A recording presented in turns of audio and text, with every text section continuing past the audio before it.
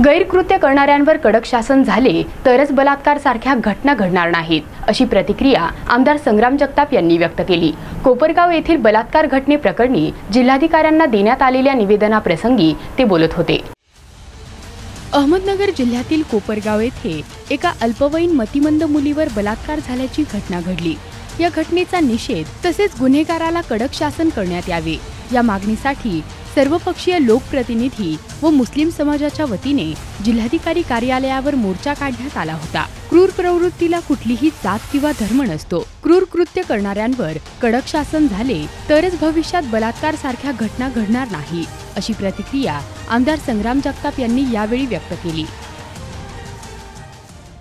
आज नगर शहरामध्ये जिल्हाधिकारी कार्यालयावरती वेगवेगळ्या समाजाच्या लोकांनी सामाजिक संघटनेच्या माध्यमातून एक निवेदन देण्यात आलं की जी काय कोपरगावमध्ये काल घटना घडली की एक 21-22 वर्षाच्या मुलीवर मतिमंद मुलीवर अत्याचार करण्यात आले आणि त्याच्यामध्ये काल आरोपीला देखील अटक झाली।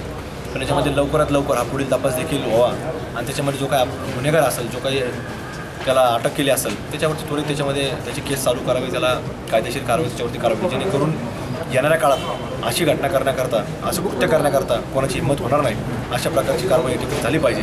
आणि आज आपण पाहतो की वारंवार वेगवेगळ्या घटना घडतात आणि याच्यामध्ये काही मंडळींचं राजकारण साधण्याचा प्रयत्न त्याच्यामध्ये असतो, त्याला जातीय स्वरूप देण्याचा प्रयत्न बरेच मंडळी करत असतात। त्याच्यामध्ये खरं तर अशा ज्या काही घटना घडतात त्याच्यामध्ये ठराविक लोक त्याच्यामध्ये असतात आणि त्या ठराविक लोकांवर त्याच्यामध्ये कायदेशीर कारवाई झाली पाहिजे की जेणेकरून त्याच्यामध्ये कुठलाही जातीचा रंग न देता ती वैयक्तिक स्वरूपाची घटना असते, पण त्याला काही मंडळी राजकारण साधण्याचा प्रयत्न करतात। तशा देखील घटनावर खरं तर पायबंद हा प्रशासनाच्या वतीनं घातला गेला पाहिजे आणि त्या मंडळींवर कायदेशीर कारवाई देखील झाली पाहिजे, अशा प्रकारची मागणी आम्ही जिल्हाधिकारी महोदयांना केली आहे। तसेच कोपरगाव येथील बलात्कार घटनेसंदर्भात उपस्थित लोकप्रतिनिधींनीही यावेळी आपला संताप व्यक्त केला। सर्व समाजाच्या प्रतिनिधींनी आमदार संग्राम भैया जगताप यांच्या नेतृत्वाखाली या ठिकाणी जिल्हाधिकारी साहेबांची भेट घेऊन निवेदन दिलं आणि त्या निवेदनाद्वारे मागणी केली की कोपरगावमध्ये एका निरागस अशा तरुणीवर, एका मतिमंद अशा तरुणीवर बलात्कार करण्यात आला।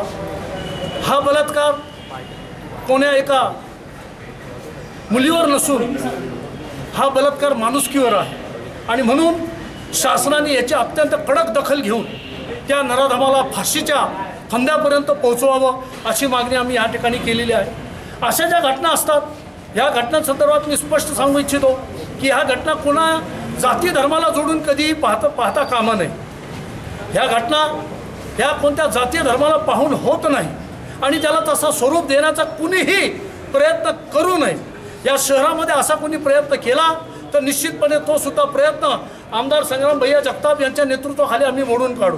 या शहरातील जातीय सलोखा, ह्या शहरातील कायदा सुव्यवस्था ही अबाधित राहणं हे फक्त कोणा एका जाती धर्माचं, कोणा एका संघटनेचं, कोणा एका पक्षाचं काम नाही, ते ह्या शहरातील राहणाऱ्या प्रत्येक जबाबदार नागरिकांचं आहे।